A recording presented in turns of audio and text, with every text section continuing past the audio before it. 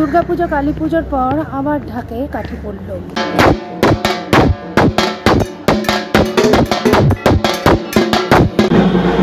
এবার জগদ্ধাত্রী পুজো।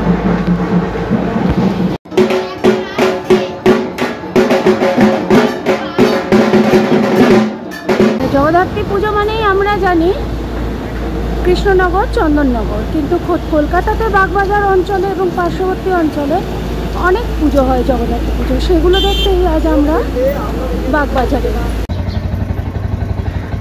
নন্দিতা,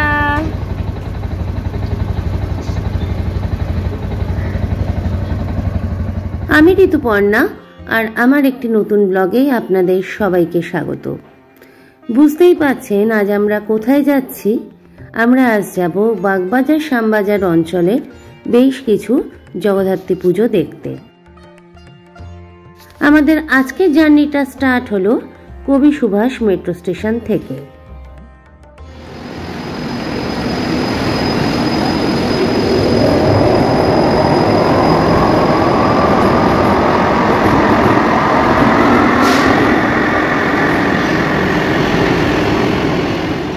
বাঙালি মাত্রই ভ্রমণ প্রিয়, আমিও কিন্তু তার ব্যতিক্রম নই। পাহাড়, সমুদ্র, নদী দেখতে যেমন ভালোবাসি, জঙ্গল ঘুরতে যেমন ভালোবাসি, তেমনি ভালোবাসি কলকাতা ঘুরতে। নিজের শহরকে দেখতে ভালোবাসি, নিজের শহরের বিভিন্ন জায়গার ইতিহাস ভালোবাসি।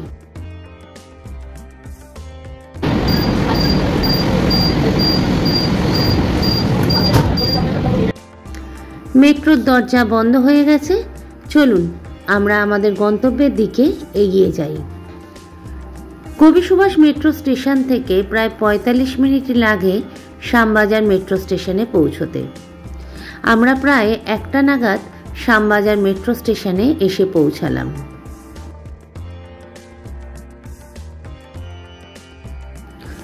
শ্যামবাজার মেট্রো স্টেশনে যেটা দেখলাম, চলন্তিকা নেই। শ্যামবাজার ৫ মাথার মোড়ে আমরা যাব, তাই আমরা ২ নম্বর গেট থেকে আমাদের গন্তব্যে পৌঁছব। এত সিঁড়ি ভেঙে ওঠার জন্য মেট্রো কর্তৃপক্ষ কিন্তু আমাদের ধন্যবাদ দিয়েই দিল। চলুন, চলে এসেছি শ্যামবাজার ৫ মাথার মোড়ে। সুতানুটি, শ্যামবাজার, শোভাবাজার, বাগবাজার, কুমোরটুলি, জোড়াসাঁকো, এই জায়গাগুলি ইতিহাস প্রসিদ্ধ স্থান। বাগবাজার অঞ্চল মায়ের বাড়ির জন্য বিখ্যাত। কোনো একদিন বাগবাজারের ওপরে একটি ভ্রমণ ব্লগ করব। শতাধিক রয়েছে পুরনো বাড়ি। এই পুরনো বাড়ি উত্তর কলকাতার অন্যতম ঐতিহ্য। আস্তে আস্তে চোখে পড়ল ইয়ং বেঙ্গল সোসাইটি। এখন দাঁড়িয়ে আছি বাগবাজার অটো স্ট্যান্ডের কাছে। সেখানেই রয়েছে স্বামীজির একটি ব্রোঞ্জের মূর্তি। দরদাম করে অটোতে চেপে বসলাম।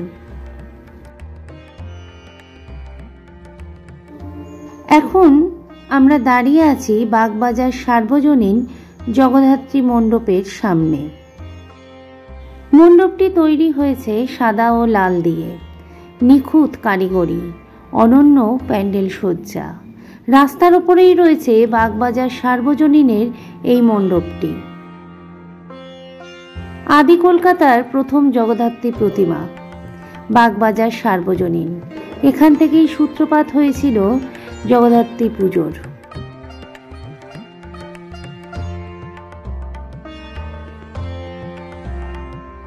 আমাদের দ্বিতীয় গন্তব্য ছিল প্রদীপ সংঘ। মণ্ডপ সজ্জাও কিন্তু সাদামাটা হলেও বেশ সুন্দর। আসুন মাতৃ প্রতিমা দর্শন করি।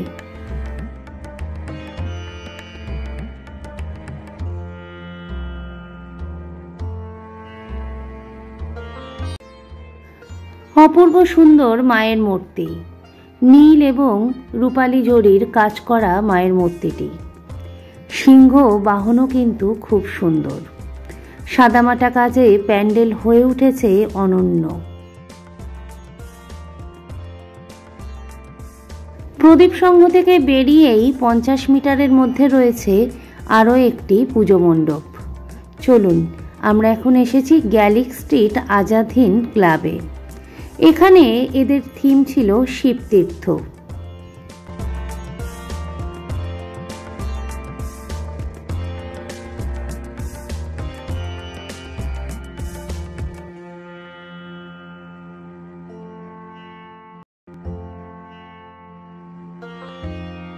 প্যান্ডেল সজ্জা সাদামাটার ওপর অপূর্ব।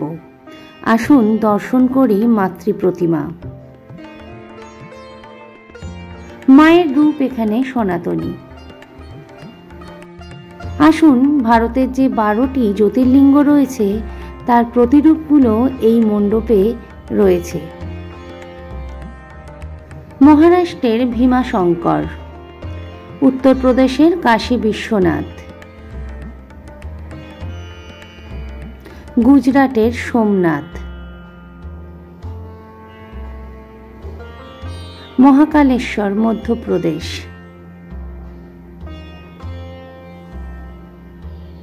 ওঙ্কারেশ্বর মধ্যপ্রদেশ,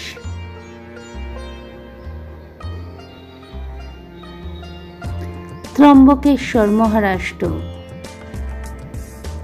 কেদারনাথ উত্তরাখণ্ড, রামেশ্বরম তামিলনাড়ু, মহারাষ্ট্রের ঘৃষ্ণেশ্বর, গুজরাটের নাগেশ্বর, অন্ধ্রপ্রদেশের মল্লিকার্জুন, সবশেষে ঝাড়খণ্ডের বদ্রীনাথ ধাম।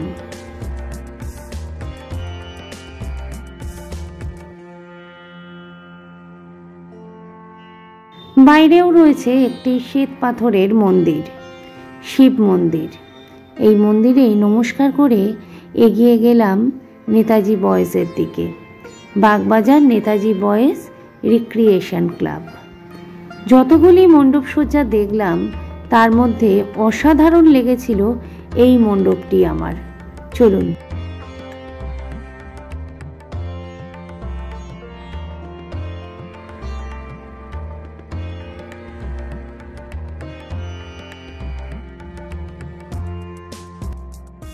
দূর থেকে দেখলে মনে হবে একটি বাড়ি। পুরনো বাড়ির আদলে একটি মণ্ডপ তৈরি করা হয়েছে।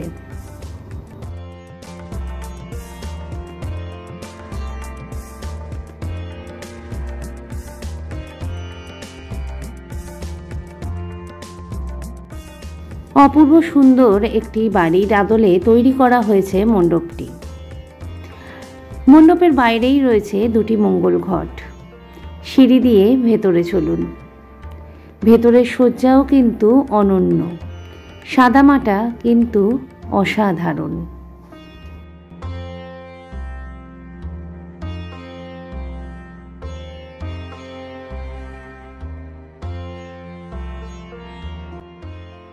মায়ের মূর্তির চালচিত্রটা অসাধারণ সুন্দর। মায়ের মুখটি কিন্তু ভীষণ সুন্দর। যতগুলো ঠাকুর দেখেছি তার মধ্যে আমার মায়ের মুখটি এখানে সব থেকে সুন্দর লেগেছে। এখানে দুর্গাপুজোর মতো নিয়ম নীতি মেনে 5 দিনই পুজো হয়েছে কুমারী পুজো।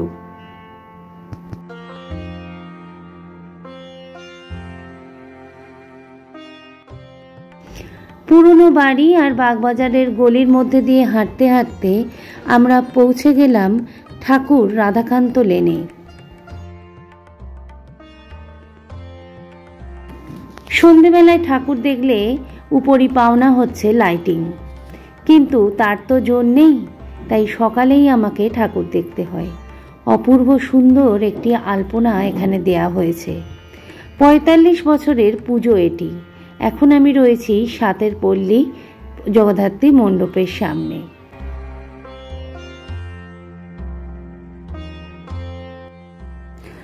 অপূর্ব সূক্ষ্ম কাজ করা হয়েছে মণ্ডপটি জুড়ে। সারা মণ্ডপে কাজ না থাকলেও যেটুকুনি কাজ রয়েছে মণ্ডপ জুড়ে তাতে সূক্ষ্মতা রয়েছে।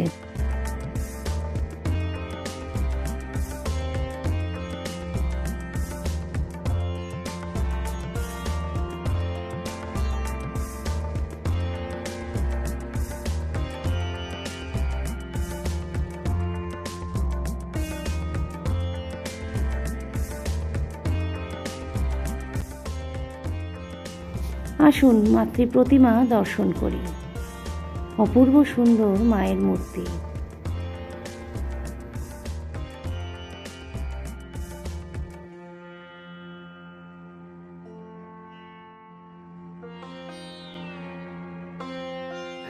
লাল সাদা বেনারসিতে মা সজ্জিত হয়েছে। মাকে সাজানো হয়েছে সোনালি জরির সাজে। চালচিত্রটাও কিন্তু সোনালি। অপূর্ব সুন্দর সুন্দর মালা মাকে পরানো হয়েছে। মুকুটটিও কিন্তু ভীষণ সুন্দর।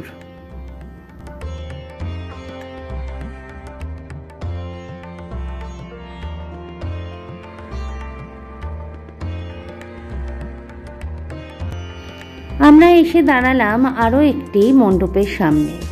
রাস্তার ওপরে খোলা একটি মণ্ডপ। মায়ের আদি ও সনাতনী রূপ এখানে অত্যন্ত সুন্দর।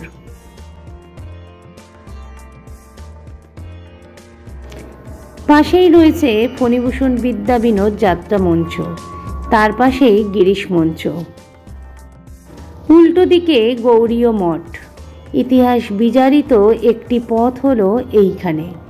এখন যে নাটকটি মঞ্চস্থ হচ্ছে তা হলো পাঁচফোড়ন। ট্রাম লাইনগুলো অচিরেই দাঁড়িয়ে আছে।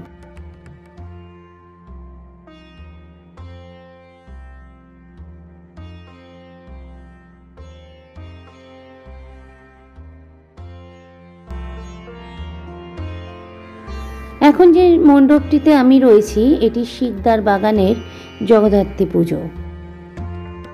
লাল সাদার মেলবন্ধনে মণ্ডপটি হয়ে উঠেছে অনন্য।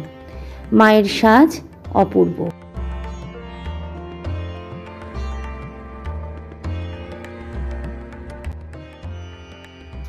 আর সামনে রয়েছে দেখুন একটি অসাধারণ আলপনা।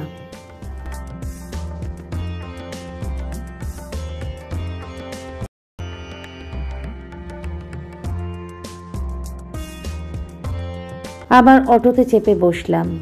পুরনো বাড়ি, অলিগলি দেখতে দেখতে পৌঁছে গেলাম বলরাম বসুর বাড়ির ঠিক সামনে। এখন আমরা রয়েছি রাধাকান্ত বোস স্ট্রিটে।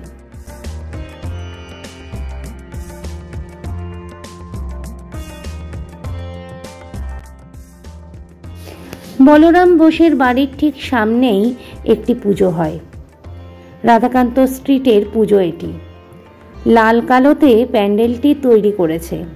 সাথে রয়েছে অসংখ্য বেতের ঝুড়ি, যেগুলো ঝাড়বাতি হিসেবে ব্যবহার করা হয়েছে। চলুন ভিতরে যাই, মণ্ডপটা দেখাই আর দর্শন করাই মাতৃ প্রতিমা।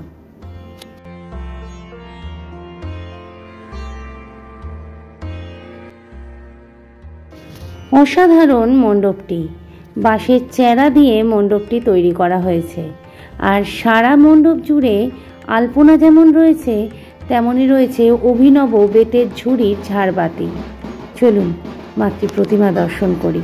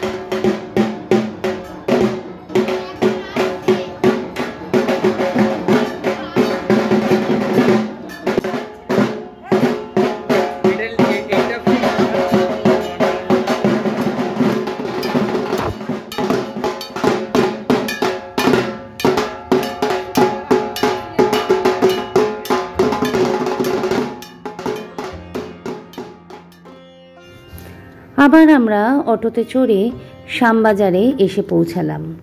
এখন আমরা রয়েছি শ্যাম পার্ক জগদ্ধাত্রী মণ্ডপের সামনে।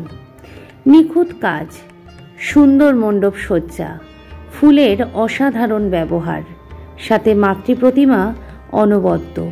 চলুন মাতৃ প্রতিমা দর্শন করি। 49 বর্ষের পুজো এটি।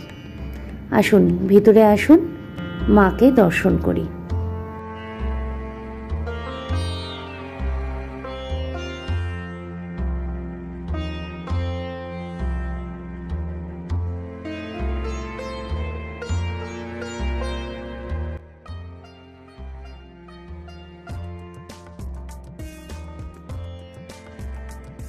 মায়ের চালচিত্র এখানে ফিরোজা কালার বা হালকা সবুজ।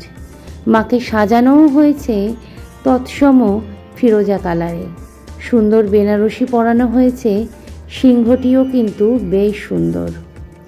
মণ্ডপের মধ্যে কারুকাজ যেটুকুনি আছে সেটা তো নজর কাড়বেই, সাথে রয়েছে সুন্দর একটি ঝাল লণ্ঠন। মণ্ডপের বাইরে কিন্তু মেলা বসেছে। সন্ধেবেলায় আসলে জমজমাট মেলাতে কিন্তু অনেক কিছু পরশা এবং খাওয়ার জিনিস পাওয়া যাবে। আমরা চললাম আমাদের পরবর্তী এবং শেষের গন্তব্যগুলোর দিকে। এখন আমরা রয়েছি শ্যামবাজারে।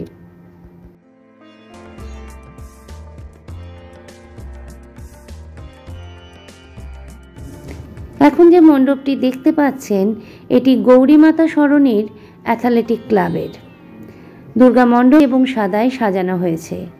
সূর্যদেবকে অর্পণ করে মণ্ডপটি সাজানো হয়েছে। আসুন ভিতরে যাই, মাতৃ প্রতিমা দর্শন করি।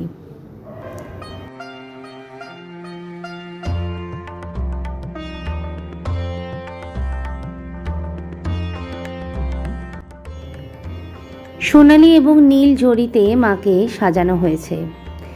নীল বেনারসিতে মাকে অপূর্ব সুন্দর লাগছে। নীল নয়, তুতে বলাই ভালো, বা আকাশি রঙের। তার সাথে চালচিত্রটা সোনালী ও নীলে কাজ করা। মাথার ওপরে রয়েছে লাল সাদা চাঁদোয়া। এক কথায় অনবদ্য মায়ের মূর্তি, সত্যি নজর কাড়ার মতো। আরও একটু এগিয়ে গিয়ে একটি অপূর্ব সুন্দর বাড়ি চোখে পড়ল। বাড়িটি অনেক দিনের পুরনো দেখেই বোঝা যাচ্ছে। বাড়ির কাজটি কিন্তু ভীষণ সুন্দর।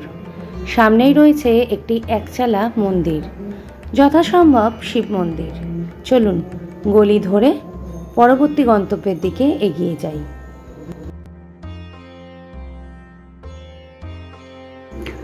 উত্তর কলকাতা বা বনেদি কলকাতার পুরোটাই কিন্তু দেখার। অলি গলি বাড়ি ঘর সমস্তটাই বেশ দর্শনীয়। এখন রয়েছি উত্তরণে, ন্যায়রত্ন লেনে। চোখে পড়ল একটি বাড়ির নিচে হচ্ছে জগদ্ধাত্রী পুজো। আসুন, এখানেও কিন্তু ভীষণ সুন্দর একটি মাতৃ প্রতিমা রয়েছে।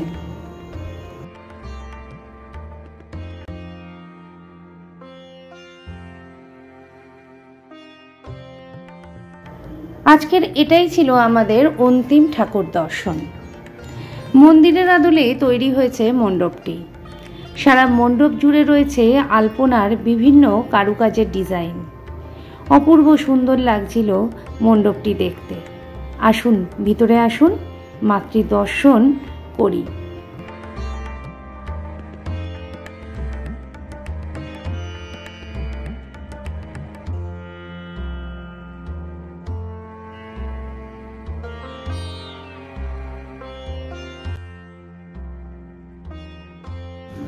মণ্ডপের ভিতরের অংশেও কিন্তু এই একইভাবে আলপনার ডিজাইন করা রয়েছে বিভিন্ন প্রতিকৃতি। রয়েছে সুন্দর একটি ঝাল লণ্ঠন, আর মাতৃ প্রতিমাটি অপূর্ব সুন্দর।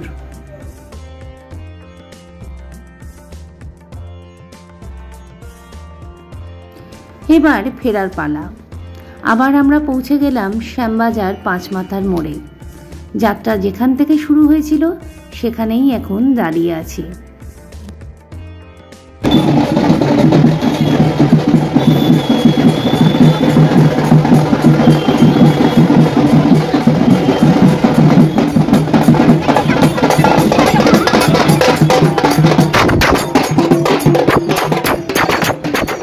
দেখা মিলল ঠাকুর বিসর্জনের দৃশ্য।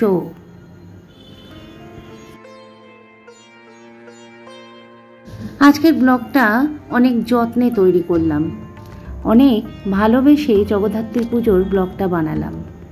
তাই একটু বড় হয়ে গেল, চেষ্টা করেও ছোট করতে পারলাম না। যদি ভালো লাগে পেজটাকে ফলো করে নেবেন, চ্যানেলটাকে সাবস্ক্রাইব করবেন। সকলে ভালো থাকবেন, সুস্থ থাকবেন। দেখা হবে নতুন একটা ব্লগে। নমস্কার।